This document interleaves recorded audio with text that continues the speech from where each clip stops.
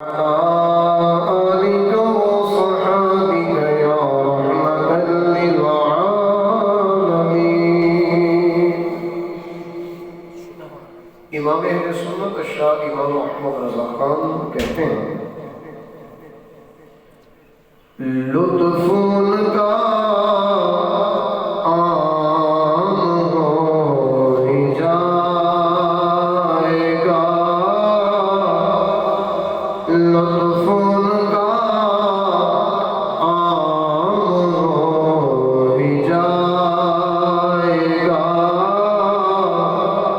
شاد ہر ناکام ہو ہی جائے گا،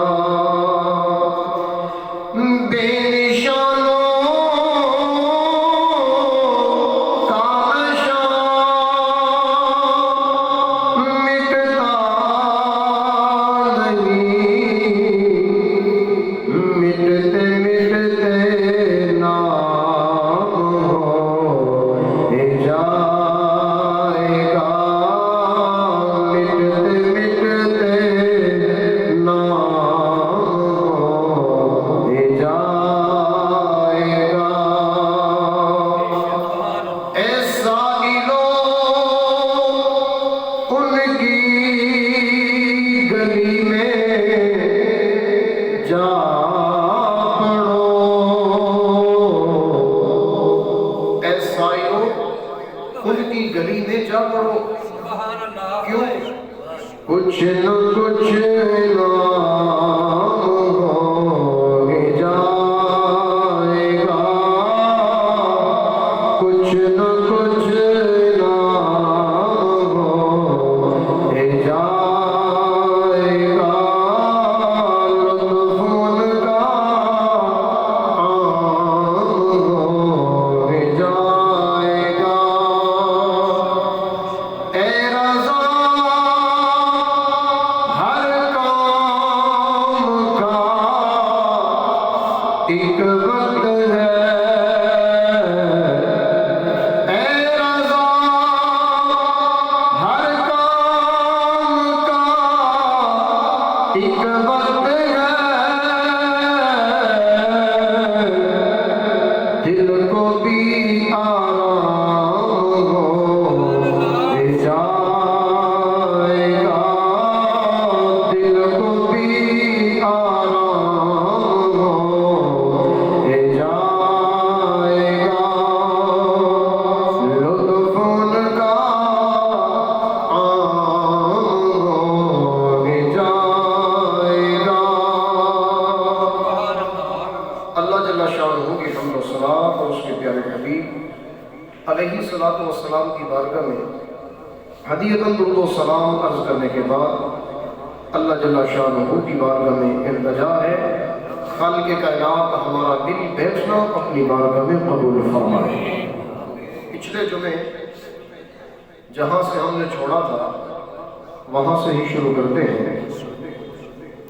آدم علیہ السلام کی پیدائش کے حوالے سے پہلے یہ بیان ہو چکا کہ اللہ تعالیٰ نے زمین کے مختلف حصوں سے آگ کی مٹی کو جمع کروایا اور حضرت اسرائیل علیہ السلام اس مٹی کو لے کر جانے میں کامیاب ہوئے، ورنہ تو جبرائیل بھی آئے، اسرافیل بھی آئے، میکائیل بھی آئے مٹی لینے کے لیے، اور مٹی نے جو عرض و معروض کی تو سب نے چھوڑ دیا، لیکن اسرائیل علیہ السلام نے اتنا کہا کہ تیری مانو یا اپنے رب کی، جلال تھا، جلال والی کیفیت، تو کہا تیری مانو یا اپنے رب کی، تو میں تیری نہیں مانوں گا، میں تو اپنے رب کی مانوں گا۔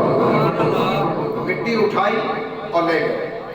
اللہ تبارک و تعالیٰ نے ڈیوٹی مقرر کر دی، کہا جب مٹی اٹھانے میں تم کامیاب ہوئے تو لو آج تمہاری ہی ذمہ داری ہے، کوئی امیر ہے، غریب ہے، بادشاہ ہے، وزیر ہے، نبی ہے یا ولی، جاہل ہے یا عالم، کوئی مصیبت زدہ ہے یا خوشحال، تنگ دست ہے یا بہت ہی خوشحالی میں، جیسا بھی انسان جس بھی حالت میں ہو، جان نکالنا اب سے تیری ذمہ داری ہے۔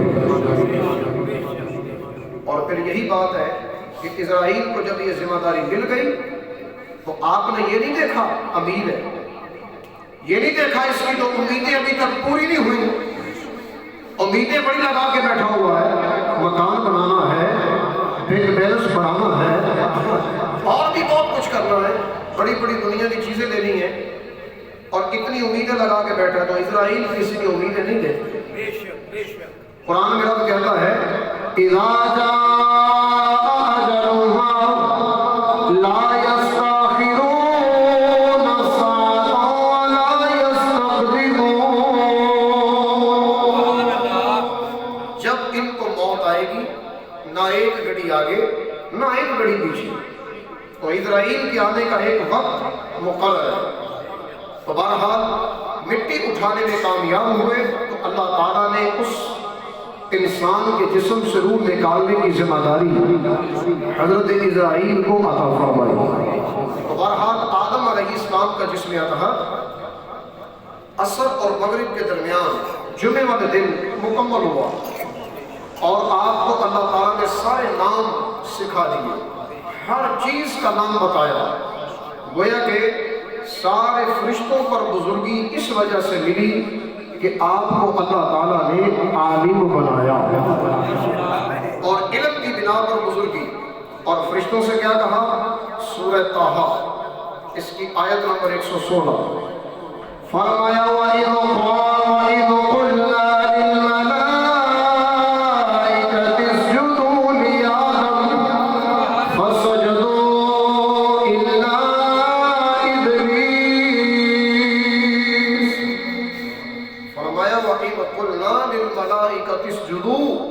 پیارے حبیب اس وقت کو یاد کرو، یہ اللہ باتیں کر رہا ہے اپنے نبی سے،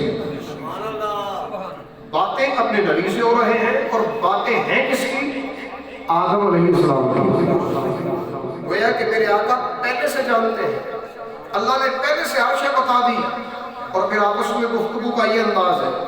فرمایا پیارے حبیب ذرا اس وقت کو بھی یاد کرو جب ہم نے فرشتوں سے کہا اے فرشتوں آدم کو سجدہ کرو۔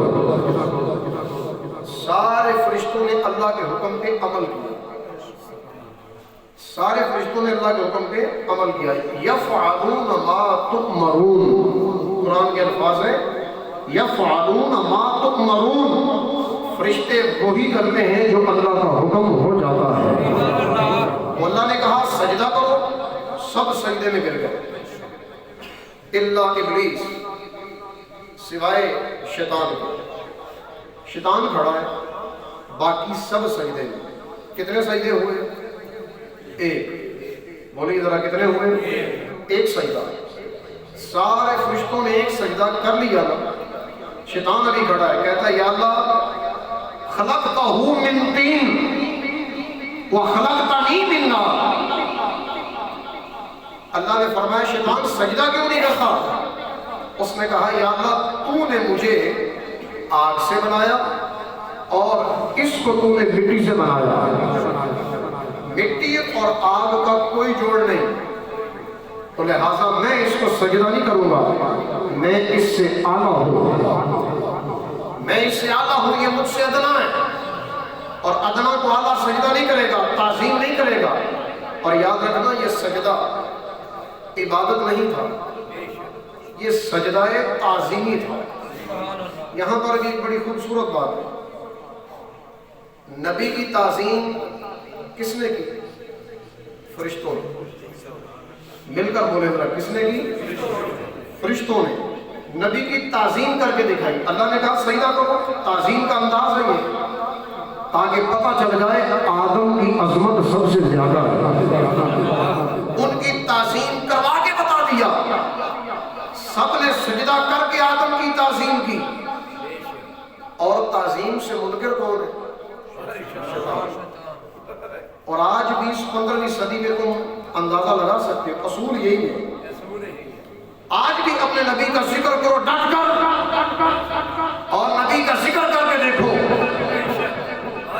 اگر تو نبی کی تعظیم کا اقرار کرے تو سمجھ لو فرشتوں جیسی صفت ہے، اور اگر میرے نبی کی تعظیم کا انکار کرے تو شیطان کا پیروکار ہے۔ اعلیٰ حضرت امام اہل سنت کہتے ہیں تعظیم نبی شرک ٹھہرے جس مذہب میں، تعظیم نبی شرک ٹھہرے جس مذہب میں، اس برے مذہب میں لعنت کیجیے۔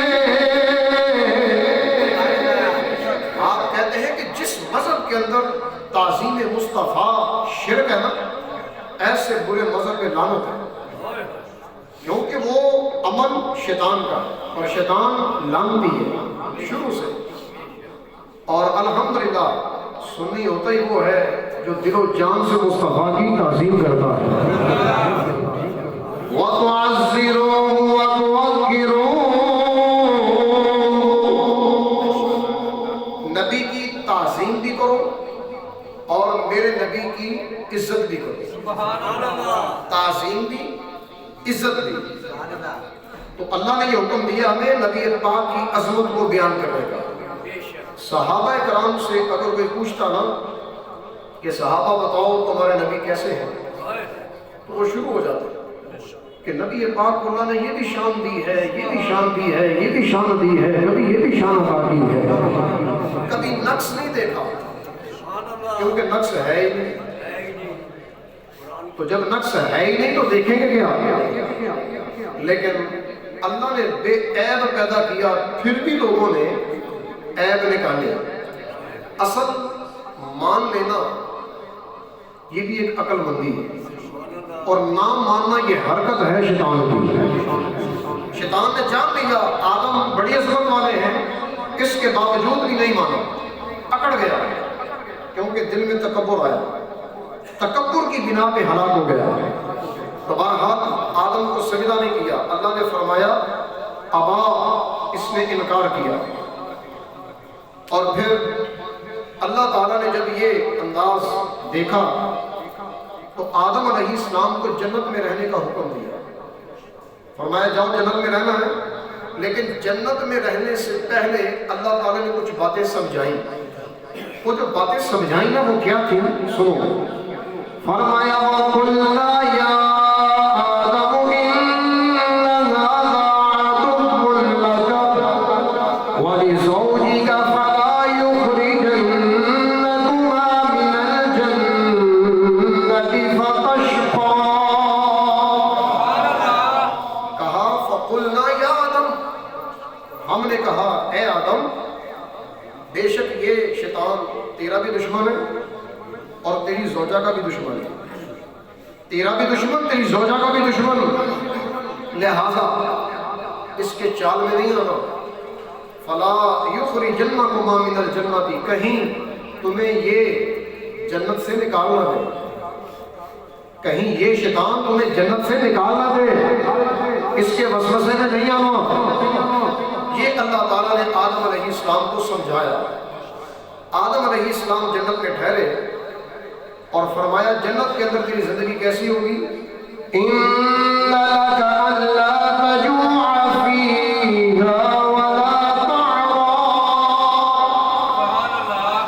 جنت میں تیری زندگی ایسی ہے کہ تجھے جنت میں بھوک نہیں لگے گی، جیسے ہمیں بھوک لگتی ہے دنیا میں، پھر کھانا کھانا ہوتا ہے، نہیں کھائیں گے تو مشکل ہو جائے گی، اتنی مشکل پریشانی ہوتی ہے، اور کھانے کے پیچھے بندہ کیا کچھ نہیں کرتا۔ لیکن جنت کے اندر فرمایا اللہ تجوع، تجھے بھوک نہیں لگے گی، پہلی نعمت۔ دوسری ولا تعرا، تم برہنہ بھی نہیں ہوگے، تجھے ہم لباس ہی ایسا عطا کریں گے جو تیرا وجود چھپا کے رکھے گا۔ اور لباس کیسا تھا؟ ناخن، یہ ناخن کا لباس تھا جنت میں آدم علیہ السلام کا، پورا لباس ناخن کا، کیسا پیارا انداز تھا. حضرت آدم یوں جنت میں سیر کر رہے ہیں، کہنے لگے یا اللہ اکیلا ہوں، کوئی اور بھی ہونا چاہیے. تو اللہ تعالیٰ نے آپ کی بائیں پسلی سے، بائیں پسلی اس سے حضرت اما حوا کو پیدا کیا. اما حوا کو پیدا کیا. پیدا کرنے کا انداز یہ ہے کہ آدم علیہ السلام کو جب چاہت ہوئی کہ کوئی ہونا چاہیے تاکہ دل لگا رہے، آپس میں باتیں ہوتی رہیں، تو دل لگانے کے لیے، سکون کے لیے اللہ تعالیٰ نے آپ کے اوپر اونگ، نیند نہیں، اونگ تھوڑی دیر کے لیے عطا کی. جنت کے اندر نیند نہیں ہے، کیونکہ نیند موت کی طرح ہے. تو جب جنت میں موت نہیں ہے تو نیند بھی نہیں ہے. جنت میں نیند نہیں ہوگی، بالکل بندہ جاگتا ہی رہے گا. اور یہ جاگنا بھی اس کے لیے بہت بڑی عظمت کی بات ہے، بہت بڑی عظمت کی بات ہے. تو بہرحال آپ کو اونگ آئی، اور اونگ کے ذریعے اللہ تعالیٰ نے آپ کی بائیں پسلی سے اما حوا کو پیدا کر کے قریب بٹھا دیا. خوبصورت عورت. جب عورت پیدا ہو گئی، آدم علیہ السلام جاگ گئے تو دیکھا نا عورت بیٹھی ہے، تو آپ اس کو ہاتھ لگانے لگے کہ یہ شاید میرے لیے ہے، میرے سکون کے لیے اللہ تعالیٰ نے یہ نازل کی، یہ اس کو بنایا. جب ہاتھ لگانے لگے تو اللہ نے فرمایا نہ، ابھی ٹھہرو. کہا یا اللہ یہ تو میرے لیے بنی، تو پھر میں کیوں ہاتھ نہیں لگا سکتا، اس میں کیا وجہ ہے؟ اللہ نے فرمایا پہلے اس کا مہر ادا کرو. یہ اس وقت اللہ تعالیٰ نے پہلا اصول بنا دیا کہ دنیا میں آدم آئیں گے، ان کا آپس میں ان کی اولاد کا نکاح ہوگا، اور درمیان میں یہ اصول ہوگا کہ جب تک مہر ادا نہ کیا جائے، مرد عورت کے لیے حلال نہیں، عورت مرد کے لیے حلال نہیں. تو مہر کا انداز کیا تھا؟ کہا یا اللہ مہر کیا چیز ہوگی؟ کہا میرے نبی پر 10 بار درود و سلام پڑھو. اس وقت بھی رب نے ذکر مصطفیٰ کیا. اس لیے تو ہم کہتے ہیں نا خلق سے اولیاء، اولیاء سے رسول، خلق سے اولیاء، اولیاء سے رسول، اور رسولوں سے اعلیٰ ہمارا نبی، اور رسولوں سے اعلیٰ. تو یہ میرے آقا کی شان ہے. کہا آدم 10 بار نبی پہ درود پڑھو، تمہارا حق میں ادا ہو جائے گا. اس وقت بھی آدم علیہ السلام نے درود و سلام پڑھا، اور عورت آپ کے لیے حلال ہو گئی. اب دونوں میاں بیوی زندگی گزارنے لگے جنت میں. اور اللہ تعالیٰ نے سمجھا دیا تھا کہ شیطان کے وسوسے میں نہیں آنا، لیکن شیطان پھر بھی آ گیا. خود تو داخل نہیں ہو سکتا تھا، سانپ کے اوپر بیٹھ کر آیا. سانپ کو کہنے لگا جی مجھے لے کر چلو جنت کے اندر، تم لے کر چلو مجھے.